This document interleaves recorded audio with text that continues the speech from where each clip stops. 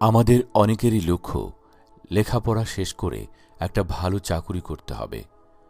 দিন রাত পরিশ্রম করে নিজেকে তৈরি করছেন কিভাবে চাকুরির প্রতিযোগিতায় এগিয়ে রাখা যায়। আবার এই প্রতিযোগিতার বাজারে নিজেকে টিকিয়ে রাখতে কখনো কখনো অর্থের লেনদেনও করছেন অনৈতিক উপায়ে। কিন্তু যে লেখাপড়া আপনাকে শিক্ষা দিয়েছে সৎ উপায়ে চলতে, সেই লেখাপড়ার কতটুকু কাজে লাগিয়ে নিজের চরিত্র গঠন করতে পেরেছেন?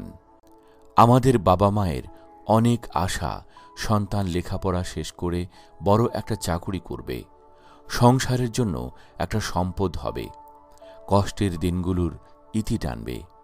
সেই বাবা মায়ের মুখে হাসি ফোটাতে যে ছেলেটি একটা চাকুরির সন্ধানে প্রতিনিয়ত দৌড়ে বেড়াচ্ছে, সেই ভালো জানে সাগরে নেমে সে কি খুঁজছে। সোনার হরিণ নয়, সোনার হাতি বধ করা কি এত সহজ?